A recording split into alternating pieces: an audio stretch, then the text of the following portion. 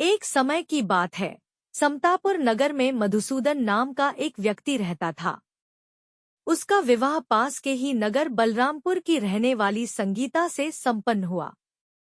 वह दिखने में सुंदर और सुशील थी। एक दिन मधुसूदन अपनी पत्नी को लाने के लिए ससुराल पहुंचा। वह उसी दिन अपनी पत्नी को विदा करने की जिद पर अड़ रहा। लेकिन उस दिन बुधवार था। पत्नी के घरवाले समझने लगे कि बुधवार के दिन यात्रा करना अशुभ होता है, पर वह नहीं माना। संगीता के घर वालों को उसे बुधवार के दिन ही विदा करना पड़ा।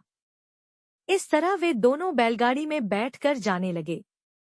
कुछ दूरी तय करने के बाद रास्ते में बैलगाड़ी का एक पहिया टूट गया। फिर दोनों गाड़ी से उतरकर पैदल यात्रा करने लगे। इसी बीच संगीता को प्यास लगी। तभी मधुसूदन पानी लेने गया। जब वह पानी लेकर लौटा तो हैरान रह गया। उसने देखा कि उसकी पत्नी के साथ उसका कोई हमशक्ल बैठा है। पास जाकर उसने हमशक्ल से पूछा कि कौन हो। इस पर उस आदमी ने कहा कि उसका नाम मधुसूदन है और वह संगीता का पति है। इस पर मधुसूदन भड़क गया और बोला कि ये झूठ है। असली मधुसूदन तो मैं हूँ। मैं संगीता के लिए पानी लेने गया था। इस पर हमशक्ल ने कहा कि वह तो पानी लाकर संगीता को पिला भी दिया।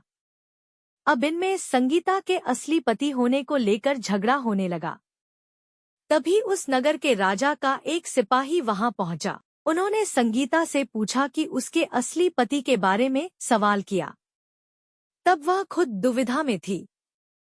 इस पर संगीता ने कोई जवाब नहीं दिया। फिर सिपाहियों ने उनको राजा के दरबार में पेश किया। पूरी कहानी सुनने के बाद दोनों को राजा ने जेल में डालने का आदेश दिया। घबराया हुआ मधुसूदन इसके बाद बुधदेव को याद कर उनसे क्षमा मांगने लगा। इसके बाद वहां आकाशवाणी हुई कि मधुसूदन, तुमने संगीता के घर वालों की बात नहीं मानी और बुधवार को यात्रा किया। तुम्हारे इस अड़ियल बर्ताव से भगवान बुधदेव काफी नाराज है। उन्होंने ही ऐसी दुविधा पैदा की है। तब मधुसूदन ने नम्र आवाज में कहा कि हे महाराज, उससे बड़ी गलती हो गई। वह आज के बाद से कभी भी बुधवार को यात्रा नहीं करेगा और हमेशा बुधवार के दिन व्रत भी रखेगा। क्षमा मांगने पर बुधदेव का क्रोध शांत हो गया। भगवान ने फिर मधुसूदन को क्षमा कर दिया। राजा के दरबार में मौजूद उसका हमशक्ल भी गायब हो गया। बुधदेव की कृपा से राजा ने फिर मधुसूदन और संगीता को विदा कर दिया। राजमहल से जैसे ही वे आगे बढ़े तो रास्ते में बैलगाड़ी भी सही सलामत मिल गई। दोनों एक साथ खुशी खुशी अपने नगर लौट आए। इसके बाद से वे हर बुधवार का व्रत रखने लगे।